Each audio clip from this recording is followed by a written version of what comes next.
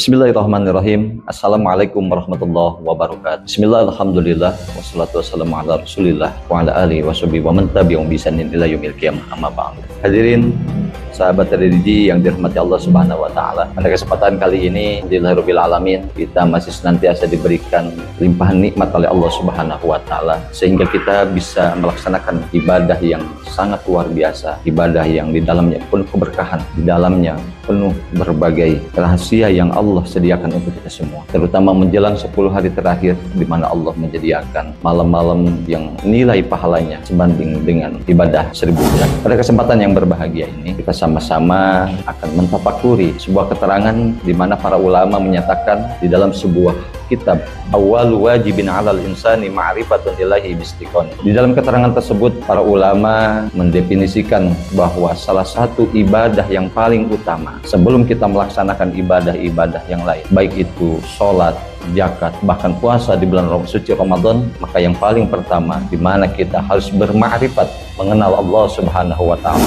Berhubungan atau berkaitan dengan keimanan, bermakrifat kepada Allah Subhanahu wa taala, tentu ada kaitannya yang mana terdapat di dalam Quran surat Al-Baqarah ayat 183, di mana ada perintah Allah Subhanahu wa taala untuk kita semua selaku umat muslim untuk melaksanakan ibadah puasa yang diawali dengan kalimat aman, di mana di dalam teks ayatnya, ya ayyuhalladzina amanu kutiba alaikumusiyam, diawali dengan lafaz amanu merupakan salah satu isyarat untuk kita semua bahwa fondasi atau dasar utama pada saat kita melaksanakan amaliyah ibadah adalah keimanan, terutama di dalam menjalankan ibadah puasa. Tentu kita semua harus didasari dengan keimanan yang sangat kuat. Karena apa? Karena ibadah puasa adalah ibadah yang hanya terhubung, hanya yang tahu antara hamba dan Allah Subhanahu wa taala. Tentu di sini dibutuhkan suatu keimanan yang sangat kuat. Setidaknya ada 7 hal atau ada 7 sifat Allah yang bisa kita sama-sama sambungkan atau bisa sama-sama kita terapkan pada saat kita sedang berpuasa, agar ibadah puasa kita semua dapat bernilai lebih dan lebih meningkatkan kualitas keimanan dan ketakwaan kita di hadapan Allah Subhanahu wa taala. Yang pertama, apabila kita melaksanakan ibadah puasa kita, lalu kolbu kita tersambung dengan sifat kudrat Allah Subhanahu wa taala, maka ada satu rasa, ada satu reaksi terhadap kolbu kita akan senantiasa roja kepada Allah, di mana kita sangat menyadari bahwa apapun yang ada, apapun yang kita bisa lakukan, itu semua adalah hasil dari kudrat Allah. Allah lah yang mengkudrat, Allah lah yang mengijad, Allah lah yang mengadakan, Allah lah yang mengidam, atau Allah lah yang meniadakan. Dan ketika puasa kita, lalu kolbu kita tersambung dengan sifat iradat Allah Subhanahu wa ta'ala, maka akan menghasilkan satu rasa bersyukur, karena kita yakin semua yang kita rasakan, semua yang kita hadapi, keadaan, kondisi, apapun yang kita hadapi, semata-mata itu bentuk dari iradatnya Allah Subhanahu wa ta'ala. Allah Subhanahu wa ta'ala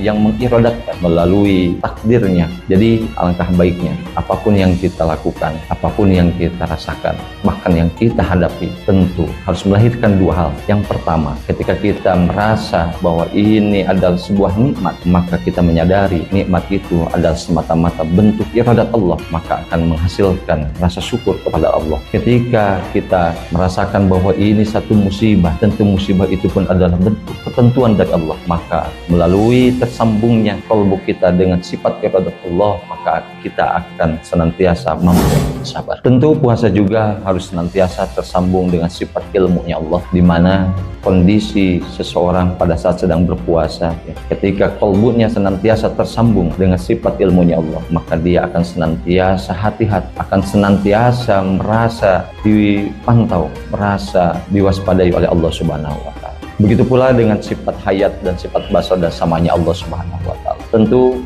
kita pun harus tersambung dengan yang namanya sifat kalamnya Allah, di mana di bulan suci Ramadan kita senantiasa menggemakan ayat-ayat suci Al-Quran, lidah kita senantiasa disuguhkan dengan membaca ayat-ayat suci Al-Quran. Tentu ini merupakan sebuah aplikasi dari keyakinan kita terhadap sifat kalamnya Allah, dengan harapan tersambungnya kalbu kita terhadap sifat kalamnya Allah, kita akan senantiasa diingat dan senantiasa disebut oleh Allah di sebuah tempat, di sebuah lingkungan yang lebih mulia. Dari paparan yang singkat ini, Semoga dalam melaksanakan ibadah puasa Ramadan pada tahun sekarang, kita semua yang pertama senantiasa diberikan kemudahan dan kekuatan. Apa yang kita lakukan, apa yang kita laksanakan senantiasa ada dalam lindungan Allah Subhanahu wa Ta'ala. Yang paling terpenting, semua amaliyah ibadah yang kita lakukan semoga semata-mata dalam rangka untuk mendapatkan ridho Allah Subhanahu wa Ta'ala. Mohon maaf atas segala kekurangan dan kehilapan. Billahi taufiq wal hidayah. Assalamualaikum warahmatullahi wabarakatuh.